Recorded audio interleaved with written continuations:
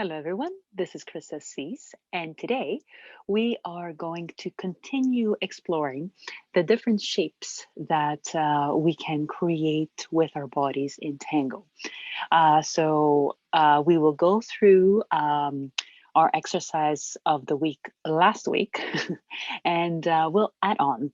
So one thing I wanted to add before we get going is that I want besides the exercises, of course, I want to suggest to you that you try to find these movements in your walks, in your ochos, even in your everyday life, and see behind the shapes. So what we are exploring is how we can manage to feel secure around the core area without creating unnecessary hold, which might lead unfortunately it leads to more restricted movement. So try to see if using these exercises as tools you can actually notice a different sensation of support in your everyday life as you go about. So a double game. All right. If you're ready, here we go. That our knee first comes in closer to the base and then starts to flare out. You can use the other hand to hold your leg, it doesn't matter. And then it swings back.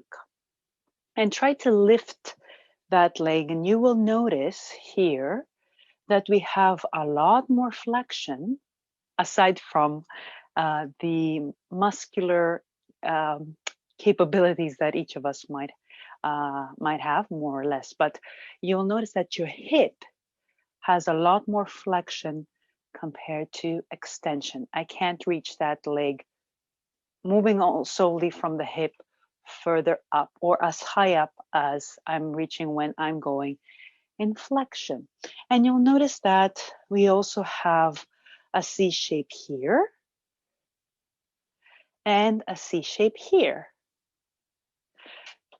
Or you can see the different triangles that are being formed in the different end positions. Let's do one more.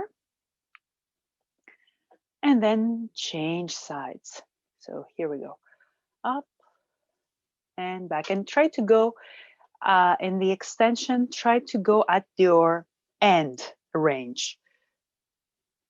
Same with a flexion. The flexion, you might need to get some help from the hand. That's okay. But try to feel where you would need to, in order to keep going, you would need to start rotating in because there is actually the hip bone there and you can't go any higher. So we're feeling that the femur sits and moves inside the embrace of the hip. Okay, two more. Last one. That's it. And switch over. And I'm going to turn slightly this way so you can see me. We're going to go only back. You reach your limit with a free leg, and then if you want to get higher, you flex the standing hip and come down. So try to do it slowly first. One leg, hip, and come down. Leg, hip, and come down. So instead, what I'm trying to do here is link the upper body, the front line of the upper body, to the free leg. And as I'm doing that, I am also being very careful of keeping my spine supported. So I'm not going to let go just to get that leg higher. Instead, what I'm going to do, I'm going to continue with this line and I'm going to flex the hip. Leg, standing hip. Leg, standing hip. So there is this openness in the front body, the front line of the body, but at the same time, the spine is still supported. And we find that support from the crura, C-R-U-R-A, and from nice strong ligaments that run at the front of the spine. Change feet. I'm guessing you can see where this is going. Leg, front hip. Leg, front hip. So basically we have this, how can we say it? Almost like an endless fountain that's happening within this area. Leg, front hip. Leg, front hip. And notice also the differences, the difference in quality from one side to the other. Usually one side is our strong side. Last one. Good, and release. And change feet again. Let's do it continuously into a linear boleo. Continuously. Whoop. Whoop. And here you can start seeing immediately how on one side you can go to one end and be very restrictive, holding to protect your spine, or you can easily go to the under end of the spectrum and really just letting go. So you want to balance the two and find this communication between the front line of the body and the front line of the spine, and between the free leg and the standing leg. Let's do one more.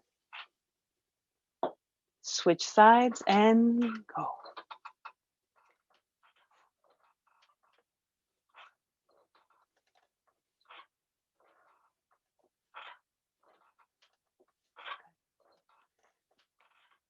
Almost there.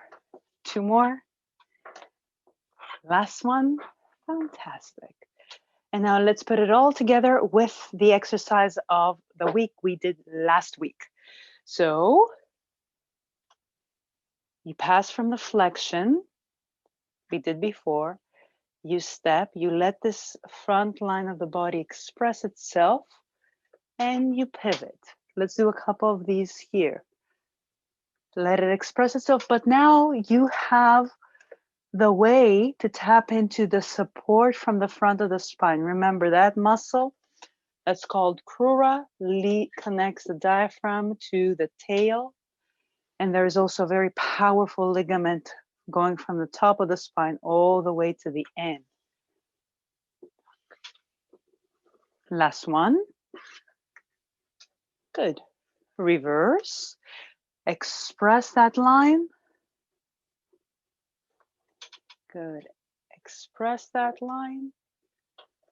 Good. And always find this flexion here.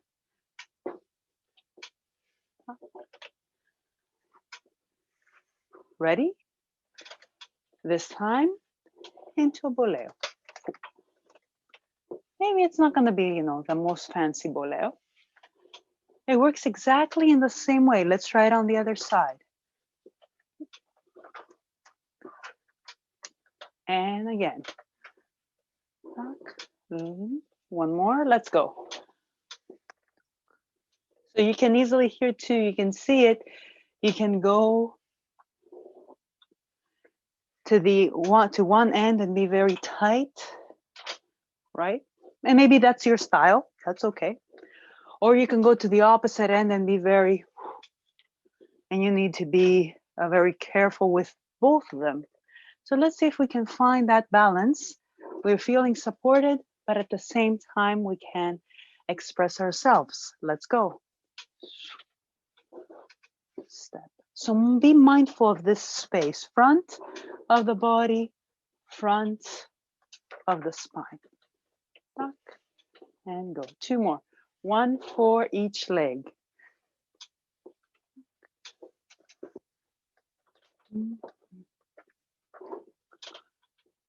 Last one.